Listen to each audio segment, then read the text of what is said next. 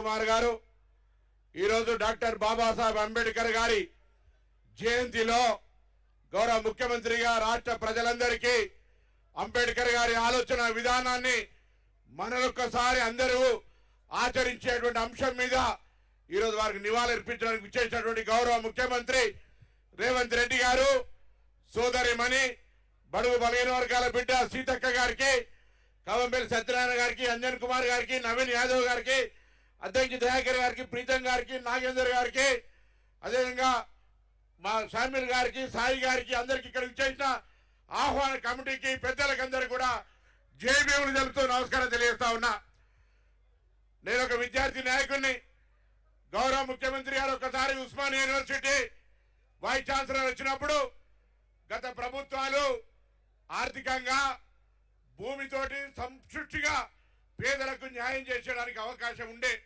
ఇవాళ అవన్నిటికీ ఇబ్బంది కలిగే పరిస్థితుల్లో పేదలు ఎదగాలంటే విద్యాపరంగా అవకాశాలు ప్రభుత్వం కల్పించాల్సిన బాధ్యత అని చెప్పినప్పుడు నా హృదయం చాలా సంతోషపడ్డది. ఎందుకంటే ఈరోజు మనం జరిపినటువంటి సమగ్ర సర్వే కూడా అందులో ఉన్నటువంటి ఎదగడానికి కారణమైన వ్యక్తులను అన్వేషించినప్పుడు వారికి విద్యనే కారణం. ఆ విద్య మనందరికీ ఆదర్శుడు అంబేద్కర్ గారు. ఇవాళ అంబేద్కర్ గారు రాజ్యాంగాన్ని రచిస్తే, అంబేద్కర్ గారు రాజ్యాంగం ద్వారా మనందరం ఇవాళ ప్రజాస్వామిక జీవితంలో ఉంటే ఆ రాజ్యాంగానికే తూట్లు వర్షే కార్యక్రమం జరుగుతూ ఉంది. అందుకే రాహుల్ గాంధీ గారు జై భీమ్, జై బాబు, జై సంవిధానాన్ని దేశవ్యాప్తంగా ఏకైక వ్యక్తిగా రాజ్యాంగాన్ని పరిరక్షించాలని అంబేద్కర్ గారి ఆలోచన, జ్యోతిబాబు పూలే గారి ఆశయం ఈరోజు కాంగ్రెస్ ప్రముఖులు ఇందిరాగాంధీ, నెహ్రూ లాంటి ఒక ఆలోచన విధానికే ఈరోజు రేవంత్ రెడ్డి గారు తెలంగాణ రాష్ట్రంలో ఎస్సీ ఎస్టీ బీసీల సంక్షేమానికి కార్యక్రమాలు తీసుకుంటా ఉన్నారు. అందరూ భాగస్వాములు కావాలి. ప్రభుత్వ కార్యక్రమం అమలు జరగాలంటే ఈరోజు విద్యాపరంగా పొందడానికి ఇక్కడ ఉన్నటువంటి వాళ్ళందరూ హృదయపూర్వకంగా కోరుతా ఉన్నా. చదువుకు అత్యంత ప్రాధాన్యత ఇవ్వండి.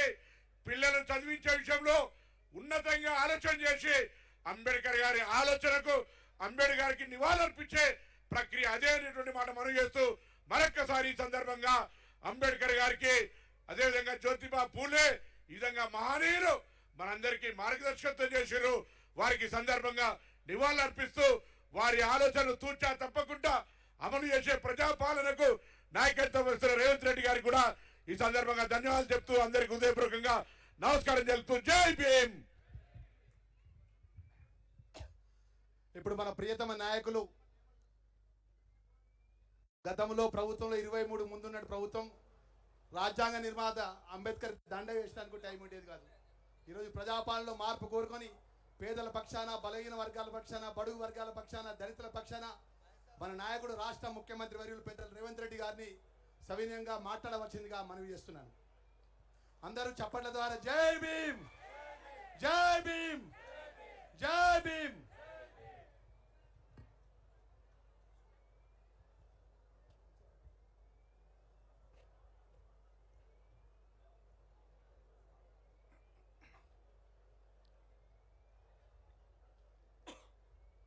డాక్టర్ బాబాసాహెబ్ అంబేద్కర్ గారి జయంతి ఉత్సవాల సందర్భంగా రాష్ట్ర ప్రభుత్వం తరఫున మిత్రులు, సహచర మంత్రివర్గ సభ్యులు అడ్లూరి లక్ష్మణ్ గారు బాబాసాహెబ్ జన్మదిన కార్యక్రమాలను రాష్ట్ర ప్రభుత్వం తరఫున ఏర్పాటు చేసి